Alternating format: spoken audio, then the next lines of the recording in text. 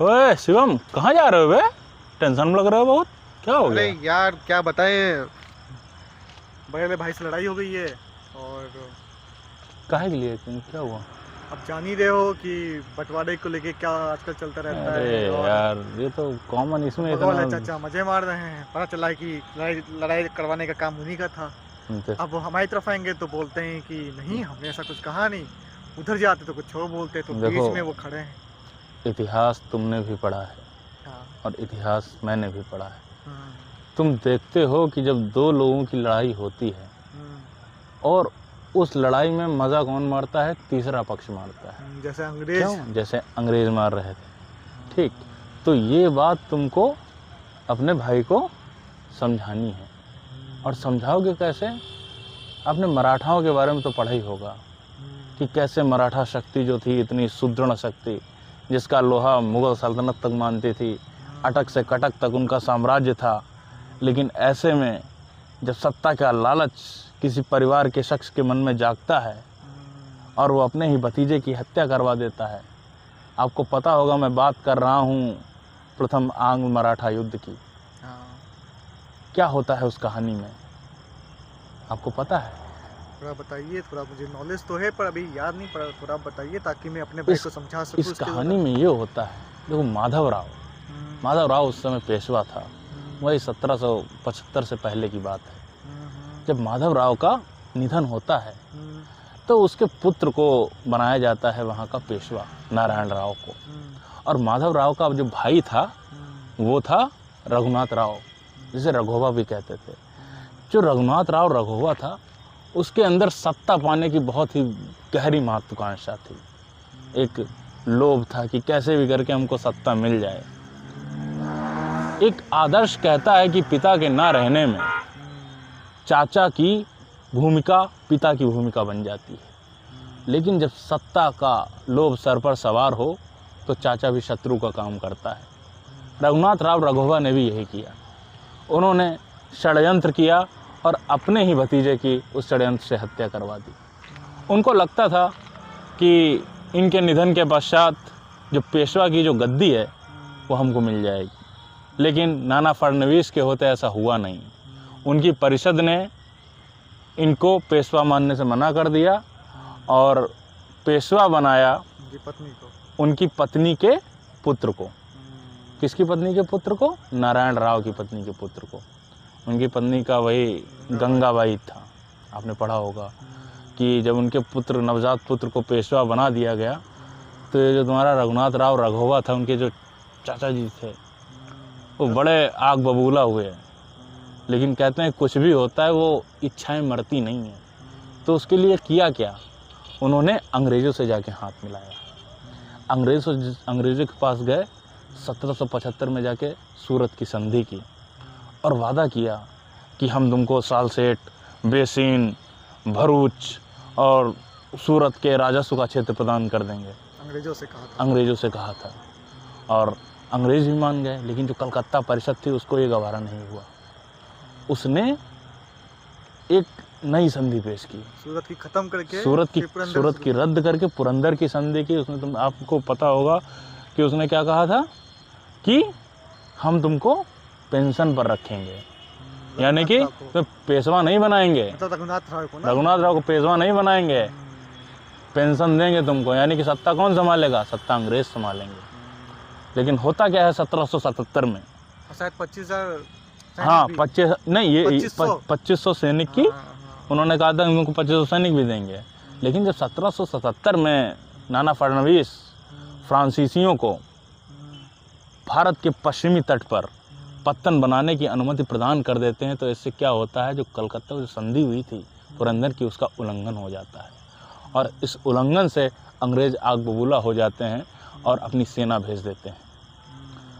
और जब सेना भेजते हैं और ये सेना पुणे में मराठा और अंग्रेज़ों की सेना आमने सामने आ जाती है। और उस समय मराठा जो सेना का नेतृत्व कर रहे थे महेंद्र सिंधिया कर रहे थे। इनके नेतृत्व में एक युद्ध होता है, एक संघर्ष होता है। आप देख रहे हैं कि एक महत्वाकांक्षा कहाँ तक किस तरीके से विनाश कर सकती है। और उस संघर्ष में अंग्रेज पराजित होते हैं। जब अंग्रेज पराजित हो जाते हैं तो वडगांव की संधि करते हैं, और वडगांव की संधि में क्या होता है, जो 1775 में जो इनको मिले थे सूरत की संधि के तहत, सूरत और भरूच और सालसेट बेसिन, वो सब इनको देने पड़ जाते हैं। आत्मसमर्पण किया था इस संधि में, आत्मसमर्पण किया था, है ना। अंग्रेजों ने मतलब लेकिन बुरी तरह हारे थे, बहुत बुरी तरीके से हारे थे, लहू लुहान किया था। और ये सब क्यों हो रहा है? एक महत्वाकांक्षा कितने पापड़ बिलवा देती है, परिवार बिखरता है, संपत्ति तहस नहस हो जाती है, और पूरा का पूरा साम्राज्य ढह जाता है ना। लेकिन फिर क्या होता है, लेकिन वारेन अंग्रेज भी थे, उनका तो काम ही लाभ कमाना था, काम ही था कि फूट डालो और राज करो की नीति अपनाना। यही नीतियाँ परिवार में भी अपनाई जाती हैं, अब भी चलती है, जैसा कि तुमने हमको बताया। तो वो क्या करता है, इस संधि को रद्द कर देता है, मानता ही नहीं है, और एक सेना भेज देता है। किसके नेतृत्व में? आपको पता होगा किसके नेतृत्व में सेना भेजता है?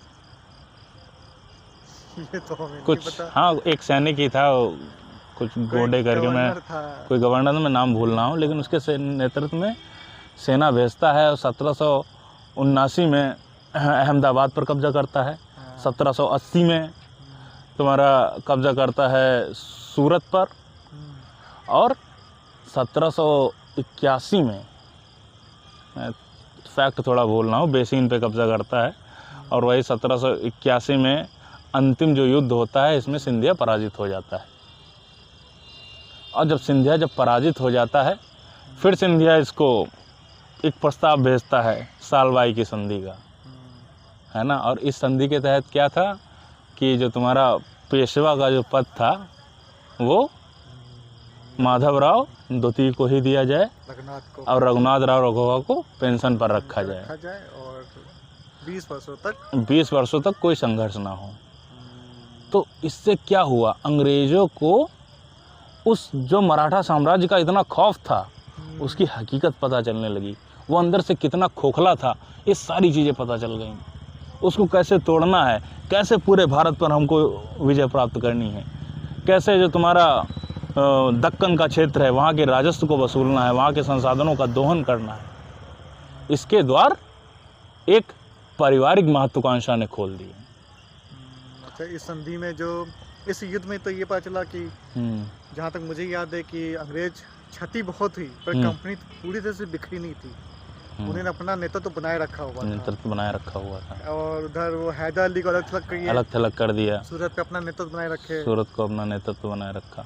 ये फायदे हुए, ये सारे फायदे हुए। और उनको ये भी पता चला कि आपसी संघर्ष करवा दो लोगों के बीच में, तो हम इजिली अपनी सत्ता स्थापित कर सकते हैं इनके ऊपर, भारतवासियों के ऊपर। तो इससे हमको इतिहास केवल घटनाओं की स्मृति नहीं है, इतिहास केवल कुछ घटनाओं को याद कर लेना, कुछ तिथियों को याद कर लेना नहीं है।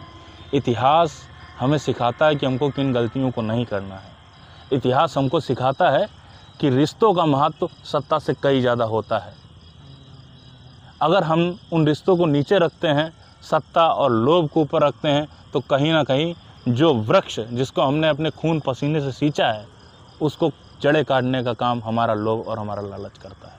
और यही बात आपको अपने भाई को समझा देनी है। इतिहास बताइएगा तो बहुत कुछ समझ में आ जाएगा। हाँ, उसको बताएंगे अपने भाई को, पहले चाची जिसलिए पटते हैं, है ना, बगल वाले लड़ाई लग रहे हैं, कि तुम्हारे मत अलग अलग हो सकते हैं, हो सकता है तुम्हारा मत कुछ और हो, हमारा कुछ और हो, लेकिन मतभेद हो जाए तो दिक्कत नहीं है, मन भेद नहीं होना चाहिए। इसी तरह से द्वितीय आंग्ल मराठा युद्ध इसी द्वितीय हुआ, तृतीय हुआ, उसकी बात भी कभी करते हैं। चलिए चलते हैं। बहुत बहुत शुक्रिया, वेलकम।